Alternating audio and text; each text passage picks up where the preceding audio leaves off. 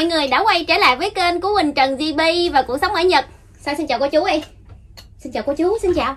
Xin chào cô chú. Xin chào các bạn. Xin chào.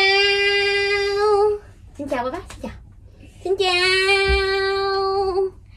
Thì hôm nay hai vợ chồng Quỳnh hết chiến tranh rồi, cho nên hai vợ chồng Quỳnh sẽ ăn một bữa cơm đầm ấm nha mọi người. Và hôm nay thì cái món Quỳnh đó thì mấy cái món này thì Quỳnh làm xong hết rồi. Bây giờ mời mọi người ăn cơm chung với hai mẹ con Quỳnh với gia đình của Quỳnh nha. Hai ba đô rồi. Rồi Sa ăn cái gì? Ăn cái gì? Ai cô đây tô đi nữa. Chút tổ nó của đây. Gì nữa? Rồi mẹ cho Sa đây. Mẹ cho Sa harumaki. Thì không biết sao nó có chịu ăn không nha mọi người. Ở đây thì là chả giò. Mẹ chỉ bỏ vô đây thôi. Chừng nào con ăn thì con ăn, con không ăn thì để đây cho mẹ, trả đây cho mẹ. Đấy. Quỳnh để đây cho thằng Sa nha mọi người. Nó đang uống cho nên nó cũng chưa có muốn ăn nữa. Trời ơi. Hôm nay thì nên thì tốt nữa. Quỳnh để ở bên đây tại vì tôm cũng ăn không được, mình tôm có vỏ. Cho nên nó là cái nào mà ăn được thì Quỳnh để cái phần gần không có ăn. Sao không ăn ha? Rồi sao ngồi đó đi. Sao đừng có ồn. Ok. Ok. Bây giờ thì mình sẽ ăn thịt luộc mắm tôm chua mọi người. Và hôm nay thì mình không ăn với cơm mà mình sẽ ăn với bánh hỏi. Tại vì sẵn mình ăn với nem nướng cho nên mình ăn với bánh hỏi luôn nha. Trời ơi Quỳnh thèm ơi. Hồi nè. Trời cái gì vậy Sa? Thằng này lâu lâu nó làm, trời đất ơi, lâu lâu nó làm giật bắn người mọi người. Thôi Sa để đi chút lụm Sa. Leo lên leo xuống hoài. Ngày hôm bữa mua mắm tôm chua chỗ kia bị tổ chát nha mọi người, giống như là toàn đu đủ không thấy tôm đó hết trơn. Còn cái này á tôm không thấy đu đủ đâu mà. Nói mua nhưng mà thật sự là cái này là được tặng nha mọi người, của cái em gì hôm bữa em tặng Quỳnh khô anh bán.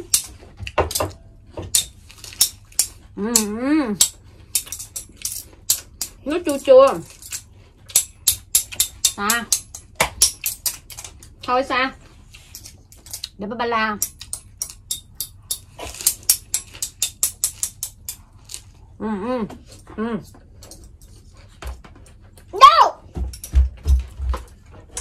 Đâu con ơi.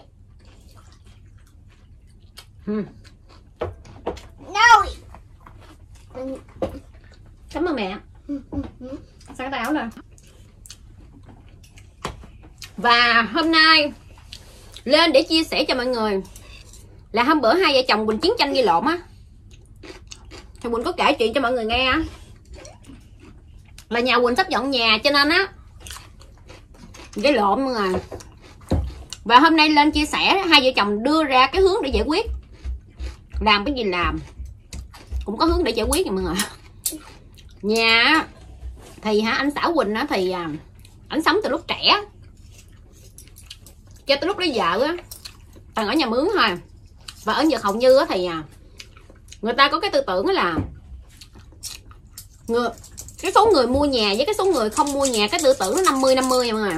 Là bởi vì á ở Nhật mua nhà ông để trên đầu mình mà. Ở Nhật mua nhà là mỗi năm phải đóng thuế đất, đóng thuế đó là đóng thuế đất. Trời đất ơi. Phải đóng thuế đất nha mọi người. Rồi hư hao cái gì ở nhà, giống như hư tường, hư mấy ngói hay cái gì là mình nhét đồ cho người Quỳnh đúng rồi này. Hư mấy ngói hay là hư đồ trong nhà là mình phải sửa. Còn mình mướn nhà thì mình chỉ cần trả tiền nhà mỗi tháng thôi. Trời ơi. Cho nên á ảnh sống như vậy á, và ảnh cũng có tư tưởng là không mua nhà nha mọi người. Trời nó bú cái cổ, nó kéo cái cổ mình đau quá. Sao leo xuống cho mẹ. Cho nên anh xã Quỳnh không có cái tư tưởng mua nhà. Và kết hôn với Quỳnh cũng vậy luôn. Nhiều lần mình nói với ảnh mua nhà mà ảnh không mua là bởi vì là ảnh phải đi làm á mọi người, là đi công tác chỗ này chỗ kia rồi đổi tới chỗ này chỗ kia. Công ty nó chuyển đi tùm lum tùm la hết. Không phải đang ăn này không ăn. Chuyển đi chỗ này chỗ kia riết à. Cho nên không có mua nhà. Và cái tuổi để mua nhà ở Nhật á thì nếu mà mình trên 50 tuổi là mình mua khó mua lắm nha. Còn nếu như mà mình khoảng 30 mấy á thì mình sẽ dễ mua hơn. Với lại giờ đang nói tới cái vụ đó đúng không? Thì anh Xảo Quỳnh đã quyết định không mua nhà. Nhưng mà còn Quỳnh á thì lúc nào Quỳnh cũng muốn là cái gì cũng phải ổn định hết, cho nên Quỳnh mới nghĩ là thôi Quỳnh mua. Lúc đầu thì Quỳnh bạn với ổng thì ổng cũng không chịu, ổng nói này nói kia, nhưng mà Quỳnh nói thôi cái gì cũng ổn định đi, để cho thằng xa sau này thì đừng có chuyển tới chuyển lui thí dụ như chuyển tới chuyển lui sau này nó không có bạn á mọi người. Cũng giống như Tăng Thanh Hào mình có coi á, thì nhà cũng chuyển tới chuyển lui lúc mà nhỏ, không có bạn á mọi người, cho nên nghĩ nhiều lúc mà con mà như vậy thì cũng cảm thấy thương, cho nên Quỳnh mới quyết định mình mua nhà. Và anh cũng đồng ý luôn, và chuyển nhà thì mới gây lộn và đưa ra cái hướng giải quyết là bây giờ ảnh cũng bận là lo giấy tờ nhà, rồi mua đồ mua sắm này nọ kia bên cái nhà mới, với lại dọn dẹp nhà cửa. Thì mỗi ngày Quỳnh làm chút một chút. Mọi người thấy ngày hôm qua Quỳnh quay cái nhà của Quỳnh đó là cái đống quần áo á mọi người, là cái đó là Quỳnh lựa ra Quỳnh đem đi bán. Còn cái phòng đồ của ảnh á là cái phòng đó phòng câu cá, và cái phòng đó giống như là phòng nhà kho nha mọi người. Cái đó là giống như nhà kho nha mọi người. Tại vì nhà Quỳnh á là đồ rất là nhiều và phải kiếm một cái chỗ giống như mình chất giống như cái nhà kho. Còn quần áo là Quỳnh đang lựa ra để mà mình đem đi bán cái tiệm đồ cũ ở bên đây mình bán tiệm đồ cũ như bán đồ sida bên Việt Nam, ta lựa ra người ta mua nha mọi người. Thầy đưa ra hướng giải quyết, không cãi nhau nữa, là Quỳnh á mướn người để mà người ta lại, người ta xếp đồ cho mình luôn và người ta vận chuyển đi. Bây giờ thôi kệ mọi người, bây giờ người nào cũng lu bu, rồi người nào cũng cũng mệt mỏi mọi người, vừa chăm xa rồi ảnh chạy đồng này đồng kia cho Quỳnh, rồi Quỳnh còn phải làm video mỗi ngày nữa, cho nên Quỳnh quyết định là mướn người để mà người ta sắp xếp, rồi người ta bỏ đồ cho Quỳnh vận chuyển đi. Khi mà mình chưa có làm á thì mình nghĩ nó đơn giản nha mọi người, nhưng mà bắt đầu mình làm được mớ rồi mọi người, bắt đầu là bắt đầu thấy nhiều quá, bắt đầu cái nổi xung thiên mà.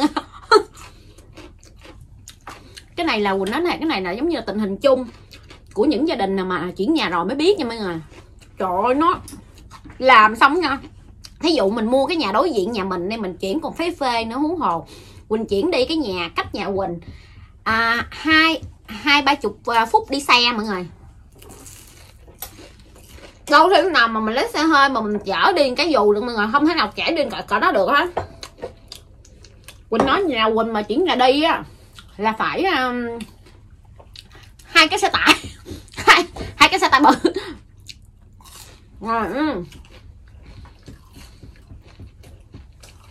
Ăn mà dính như nào mà ổng á, cái tính của ổng á mọi người thì thương vợ thương con, nhưng mà nóng tính đó mọi người, nóng tính. Quỳnh á thầy cũng nóng nha mọi người, và hay nói nhiều. Cái này là mới từ khi mà sau khi đẻ xa ra.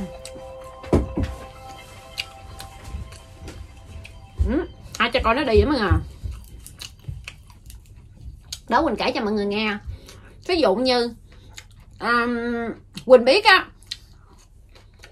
là Quỳnh đưa ra cái hướng giải quyết như thế này á thì cũng sẽ tốt cho cả hai, nhưng mà nó tốn kém nha mọi người. Quỳnh cũng kể cho mọi người nghe là Quỳnh book cái chi phí để mà chuyển cái nhà này đi, tổng cộng nha, đồ đạc mà người ta báo giá cho Quỳnh á, tổng cộng là 45 man nha mọi người, là cái tiền là 90 triệu tiền Việt Nam, là sắp xếp đồ giống như chén á, người ta sẽ gói lại rồi cho vô thùng và khiêng đi.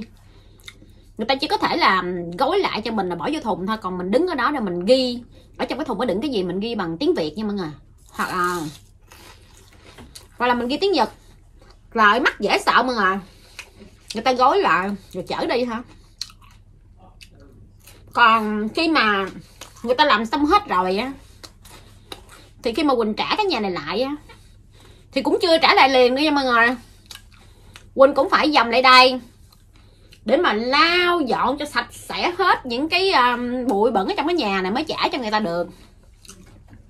Cái cửa sổ mà ngày hôm qua Quỳnh quay cho mọi người xem với cái cửa sổ đằng sau lưng nhà Quỳnh á, nó là cái cửa sổ giấy, Nó là cái cửa sổ giấy mà nó giống như trong những cái mấy cái phim mà Trung Quốc mà người ta hay giống như là nhìn trộm, người ta ở trong phòng đang làm gì mà người lấy ngón tay chấm cái trên đầu lưỡi rồi bỏ vô có cái lỗ nhìn vô á, nó bằng giấy nha mọi người.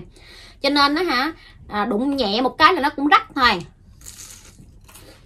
Nhà mà có con nít á làm mấy cái này á nó tốn kém mọi người, tại vì nít đó nó hay tái máy tay chân, nó lấy tay nó khều là lủng lỗ hết. Còn bây giờ tại vì cái nhà 50 tuổi mà cho nên nó phải có vậy mà. Đây nè, cà phê tết ống vô cái này, lấy cái này chấm cũng ngon mọi người, dần chua ngon. Không làm gì nữa. Sao ơi ba đời đen quá. Sao anh xảo Quỳnh bút người để vô sửa mấy cái cửa sổ mà nè, sửa mấy cửa sổ giấy mà người biết sao không?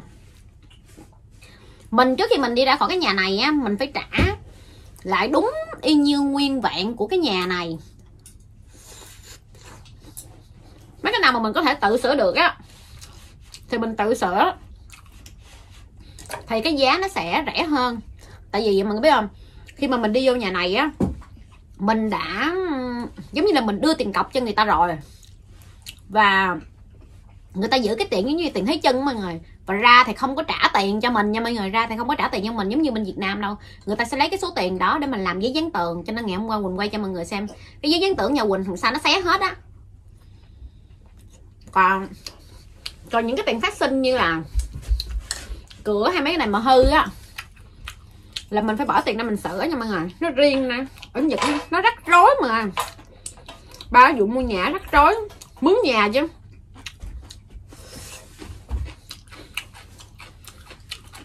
Với lại mướn nhà ở Nhật á cũng cần phải có người Nhật để mà đứng ra giống như là bảo lãnh nha mọi người.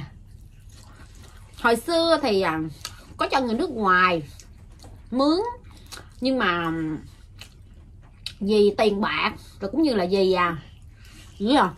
vì làm dọn ra khỏi nhà rồi mà không làm cho sạch sẽ đó mọi người, cho nên người ta không muốn cho người nước ngoài mướn mà.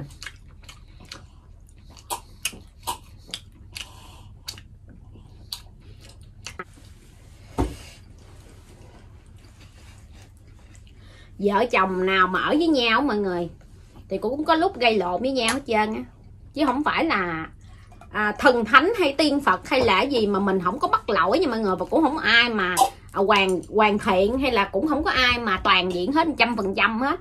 Nhưng mà nhiều lúc mình không nói ra mình bị ức chế. Với cái thứ hai nữa là mình cứ sống cam chịu riết là mình không có chịu nổi nha mọi người. Thà là mình nói ra không được thì không được, hay không được gì là mình gây nhau một trận là mình kiếm ra hướng giải quyết, chứ không phải cái mình bắt đầu cái mình cái gì mình cũng tự làm riết cái mình bị stress nha mọi người. Cái này là Quỳnh chia sẻ thật. Mình biết á, phụ nữ tụi mình á, ai á mọi người cũng á, vì gia đình mình cũng muốn có một gia đình hạnh phúc, cũng muốn như bao nhiêu người khác, cũng muốn sung sướng, cũng muốn không bị stress, cũng muốn này muốn kiểu muốn là giờ chồng mình giúp đỡ mình, nhưng cái gì mình cần thì mình cũng phải nói ra nha mọi người.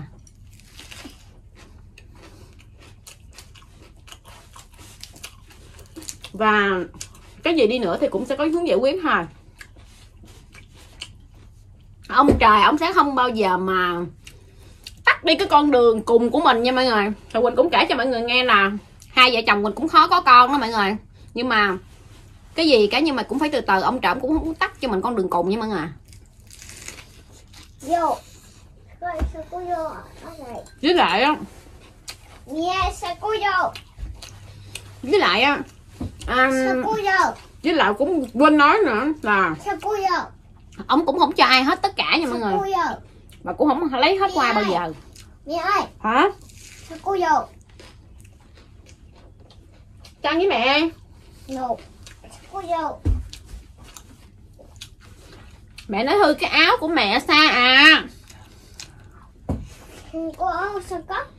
Cô thôi sửa.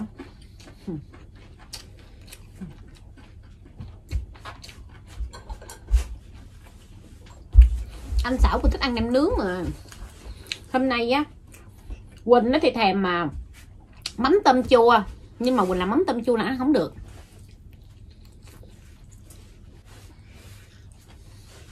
Mọi người thông cảm nha. Thằng Sa này á bây giờ nó lớn rồi, nó năng động. Cái thứ hai nữa, kêu nó mà ngồi một chỗ khoảng chừng 10 phút nha mọi người, nó không có ngồi như hồi xưa mọi người. Hồi xưa á nó còn nhỏ, nó còn ngồi đợi Quỳnh ăn, còn bây giờ không, nó đòi cái này đòi kia đủ thứ.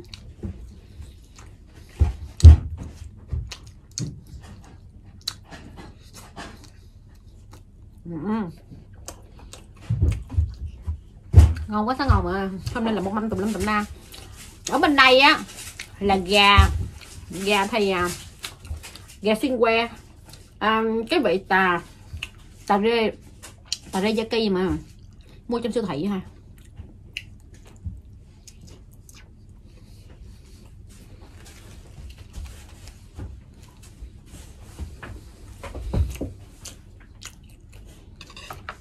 Ngày hôm qua quay cho mọi người xem, mọi người nói nhà của Quỳnh vậy mà một mình Quỳnh dọn nha, Quỳnh gây mà một mình dọn á, chắc Quỳnh tắt thở thiệt chúng chơi.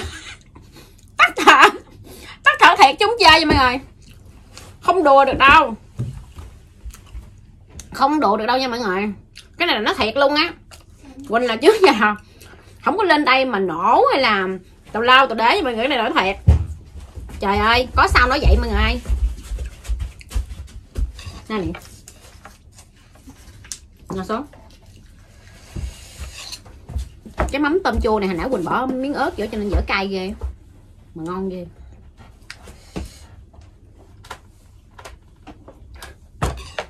Nó sợ ba đó mọi người, chứ không có sợ Quỳnh đâu. Quỳnh hỏi nó nha, nó cũng nói là nó sợ ba nó có sợ Quỳnh đâu, không sợ mẹ.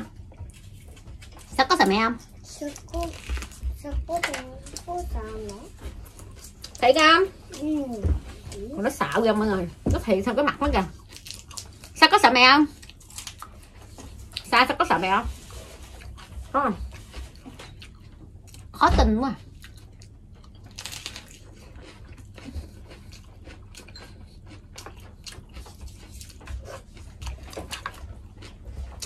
Quỳnh mua cái hũ mắm tôm chua là vậy là có mình Quỳnh ăn hả mọi người. Một cái hũ mà đổ ra chứ được con cái chén vậy hả?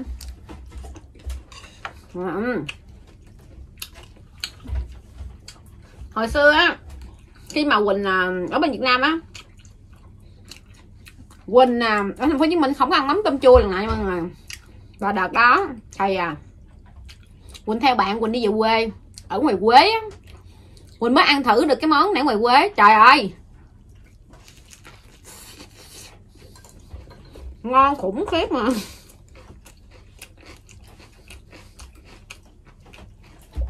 Ăn chung với cơm với thịt ba chỉ ghiền lắm.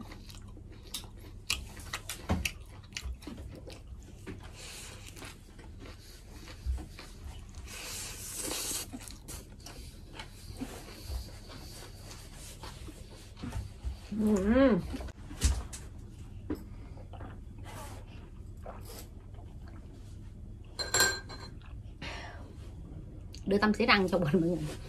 Bữa giờ quên mọi người, lúc mà lên đây ăn cái mâm gì đó quên này, mua được trái nho trái tim mọi người. Trời đất quý.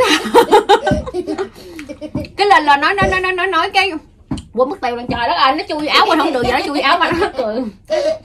Trời ơi, nó làm mấy cái trò gì đó khoái mà. Làm sao, ấm không? Ấm không? Ấm không? Ba có bưởi nữa đi. Ba có bưởi. Ba có bưởi. Cà bưởi. Ba có bưởi, cà bưởi. Cà bưởi sướng không? Cà bưởi sướng. Nó không có hiểu gì nha mọi người. Hung bưởi hả? Hung bưởi. Hung bưởi. Ủa đâu hiểu mọi người mới cái hung bưởi. Không biết nó có hiểu mọi người, nó kêu hung bưởi hả? Buồn cười quá. Qua đi nè.